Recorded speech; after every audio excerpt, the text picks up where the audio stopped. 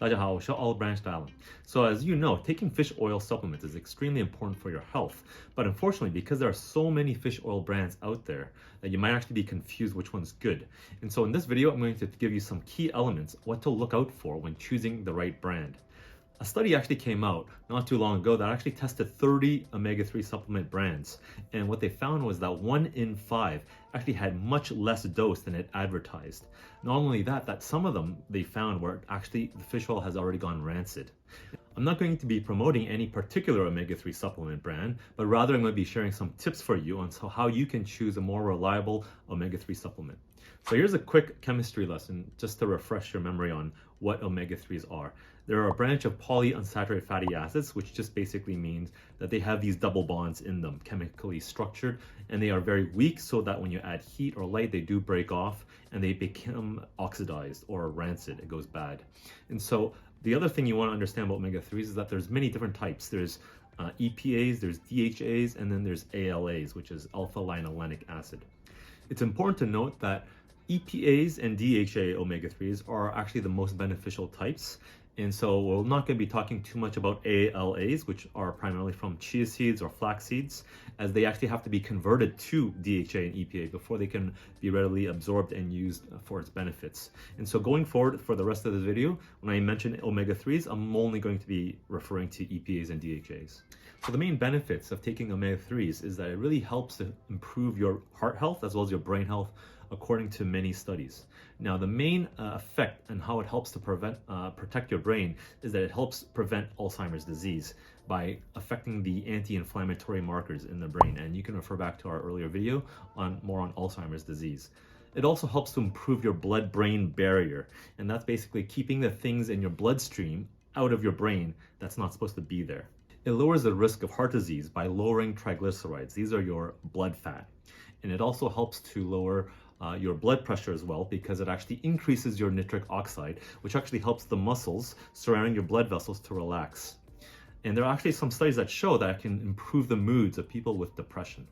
Okay, so here are the 5 main criteria that you want to look out for when selecting an omega-3 supplement brand, and I'm going to rank them in order of priority. The first one will be certification. You need to trust that the brand is not selling you rancid oil, so you want to look for a certification like International Fish Oil Standard, or IFOS.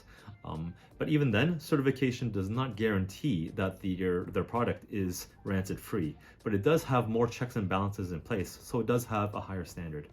Number 2 is the dose, and that is EPA plus DHA should add up to 1 gram per day, and this is according to the American Heart Association. Now, this is not 1 gram of fish oil per day. There's also not 1 gram of omega-3s per day, but very specifically, the EPA and DHA must add up to 1 gram per day according to what is said in the label. Okay, number 3 is the chemical type, and EPA and DHA actually come in many different chemical types, and that is important because they actually will determine its bioavailability, which means how readily available they are to your body being absorbed in. Ethyl esters are the most common form of EPA and DHA in supplements, and that's because they're not the most readily bioavailable. That's about 73%. If you eat fish, however, then their bioavailability is much higher, as they come in the natural triglyceride form, and so they're around 91%, which is much better. The best, however, are the re-esterified ethyl esters, but they're not very common, but they are the most bioavailable, and so if you can find them, you should definitely go for them. And again, you should see all of them labeled in their packaging. Okay, number 4 is the source of the omega-3s, and for me, I would say the best source of getting omega-3s is from marine life. So fatty fish like salmon, herring, sardines, anchovies, mackerel, even things like shrimp and krill are really good sources of omega-3s because they'll mostly contain EPA and DHAs, as opposed to plant form like chia seeds and flax seeds that are more ALAs. And so as mentioned earlier, you really want to focus on these types. The bigger types of fish like shark and whale and tuna even, they're really big fishes, so they'll actually contain more contaminants like mercury, and so I wouldn't choose those types. If you're looking for a vegan option, well then you can look into algal oil, which is just a type of algae. You should be able to find the source of those omega-3s written on the label itself, but if you don't see anything, then I would probably go with another brand. The last one, the 5th one, is contaminations. And so you really want to look out for our is mercury, because you don't want to ingest too much of that. And those are really going to be found in the big fishes, which I mentioned earlier. However, most supplement brands, they won't actually contain that much mercury anyways, so it's not going to be a huge deal. The importance of ingesting enough omega-3s highly outweighs the risk of getting too much mercury in your body anyways. However, if you're pregnant or lactating, then you probably want to be extra careful when choosing the brand, since omega-3s actually still will be extremely important for the growing fetus's brain and nervous system. So that's it. I know that was a bit long-winded, but omega-3s is so lacking in our modern diet that it's really important that you choose the right brand.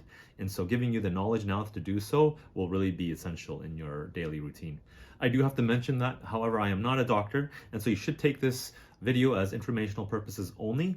Do check with your medical practitioner to make sure that everything's okay, that checks out when you take on a new supplement. That's it for today. Thank you very much. I hope you found that useful. And as always, please leave any questions or comments below, and I'll see you next time.